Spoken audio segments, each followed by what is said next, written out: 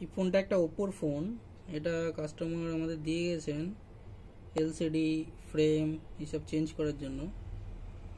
তো এলসিডিটা খোলাই আছে। এটা আমি একটা দেখাচ্ছি টিএফটি স্ক্রিনে লাইটটা কত বেশি থাকে। স্ক্রিনটা বন্ধ হয়ে গেছে, 1 মিনিট চার্জে লাগাই।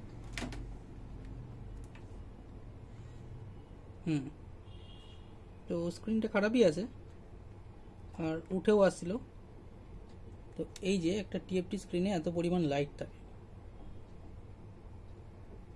এটা পুরো এলইডি লাইট। একটা সাধারণ টর্চে যেরকম আলো হয় এই ডিসপ্লের ভেতরেও এলইডি লাইটগুলোতেও এতটাই আলো থাকে। এই যে এইটা হচ্ছে লাইট, বোঝা হয়তো যাবে না ক্যামেরাতে।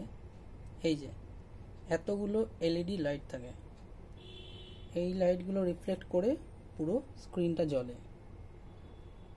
তো ওই জন্য ব্যাটারি কনজিউমটা অনেক বেশি হয় টিএফটি স্ক্রিনে। অ্যামোলেডে আবার এরকম ব্যাপার থাকে না। অ্যামোলেডে প্রত্যেকটা পিক্সেল একটা লাইটের ইউনিট হিসেবে কাজ করে। তো অ্যামোলেডে অতটা ব্যাটারি কনজিউম হয় না যেটা টিএফটিতে হয়।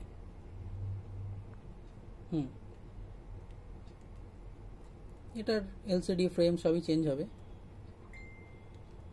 এই যে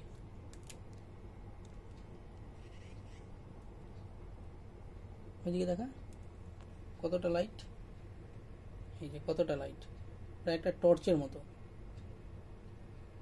ঠিক আছে।